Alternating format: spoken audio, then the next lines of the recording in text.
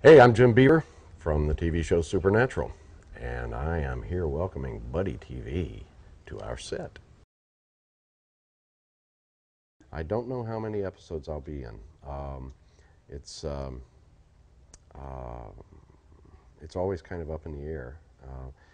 Jared and Jensen are the only two actual regulars on the show, and I show up when they need me, either the show or Sam and Dean, and it's always kind of unpredictable how often that'll occur.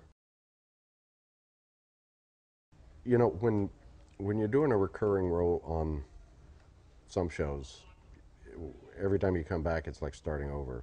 But that's not the case on Supernatural. This show feels like family.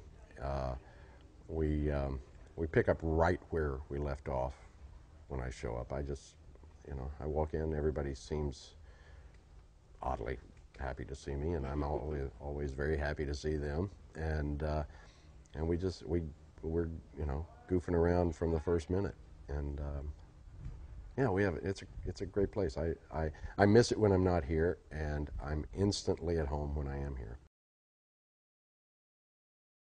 Well, I'm doing this new CBS show, Harper's Island, and doing it simultaneously with Supernatural. I'm I'm a regular on Harper's Island, and I'm a recurring guest on Supernatural. So I suspect it will cut back a little bit my appearances on Supernatural, but not terribly much. CBS has been really gracious about letting me spend a little time over here with Jared and Jensen on Supernatural. I don't think it's going to have a huge effect. There will be times when they're sort of in deep discussion about who gets me today, but that's always nice. Well, as far as Bobby's backstory goes, I can't tell you whether there's going to be more of it in the upcoming season, mainly because I don't know.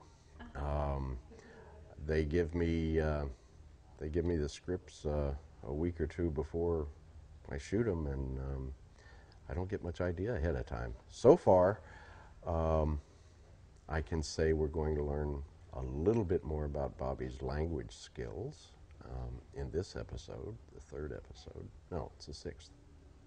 See, I'm really on top of things here. Um, but any more backstory, I don't know. Funny stories.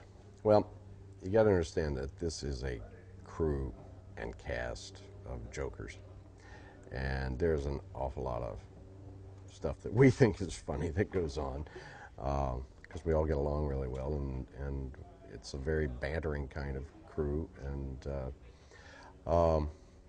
the Jared and Jensen are always pulling stunts on crew members or occasionally on me, although they don't dare do it too often.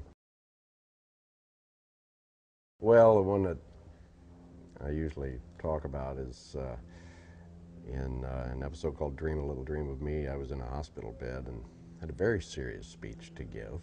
And while I was giving it, Jared was at the foot of the bed twisting my toes as hard as he could, trying to make me break. But I didn't break because Bobby's tough, you know. Oh, I will get back at him. It may take a couple of seasons of preparation, but and I haven't worked out all the details yet. But oh yeah, he'll regret it.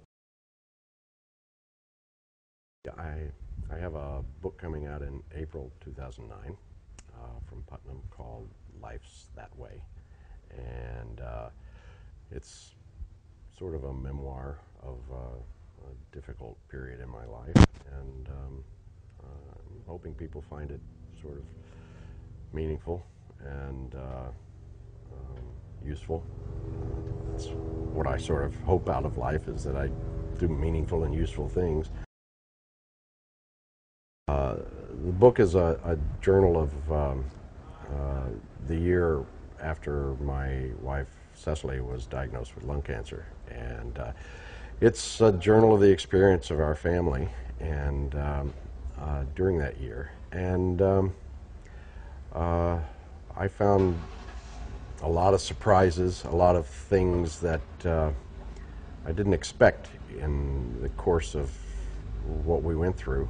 And I just felt like some of those things were worth sharing. And because people don't, in our society at least, talk all that much about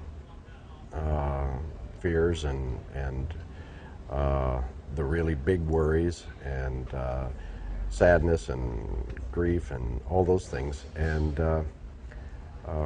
while I originally wrote this journal as sort of a newsletter to family and friends, it became kind of a cathartic experience, and ultimately something that people suggested might be useful to other people. So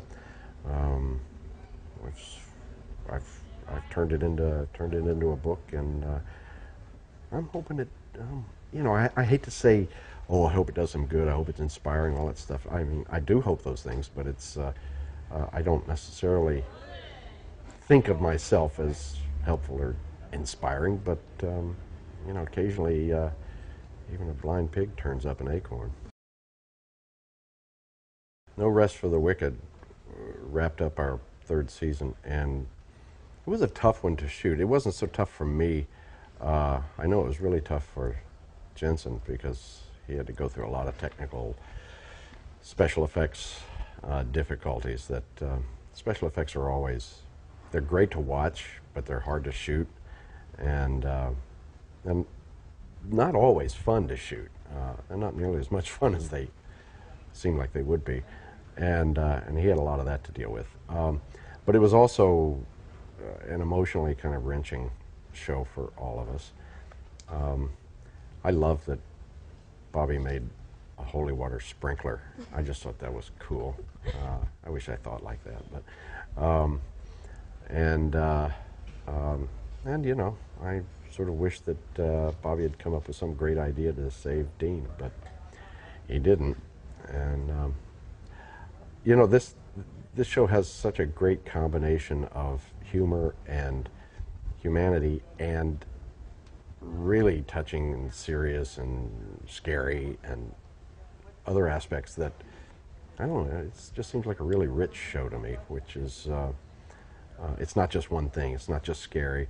It's not just two bantering brothers. It's not just a comedy. It's not just an adventure. It's not just a warm family thing. It's all of those kind of mixed together. And so I dig being part of it.